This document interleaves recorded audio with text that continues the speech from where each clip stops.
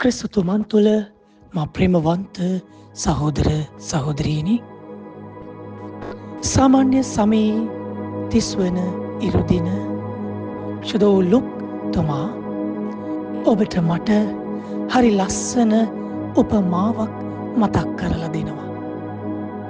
ඒ තමයි පරිසිවරයා සහ අය කැමියා පිළිබඳ උපමාව. ස්වාමීන් වහන්සේට ප්‍රසන්න වුණේ මොන යඥාවද කියලා සුභාරංචිය තුළ අද හරි ලස්සනට ගෙනහැර දක්වනවා.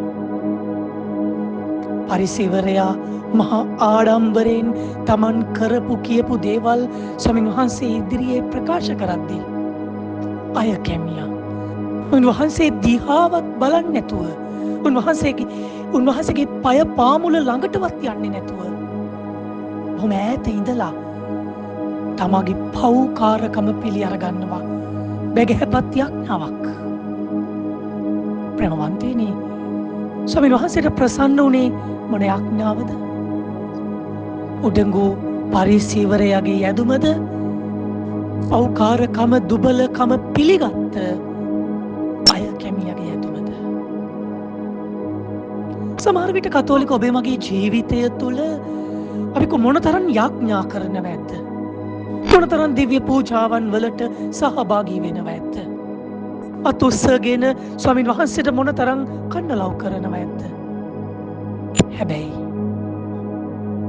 ඔබට දැනෙනවා නම් ඔබේ යාඥාව පළදරලා නැහැ කියලා.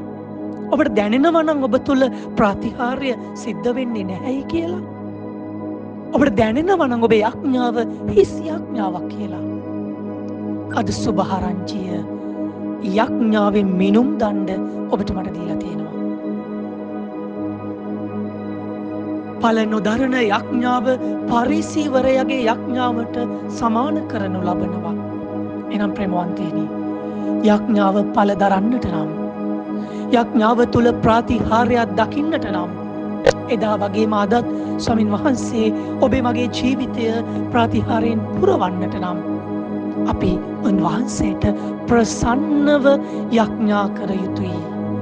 එනම් ඔබේ මගේ දුබලකම පිළිගත්ත, ඔබේ මගේ පව්කාරකම පිළිගත්ත බැගෑපත් යඥාවක් ස්වාමින් වහන්සේට එසවිය යුතුයි.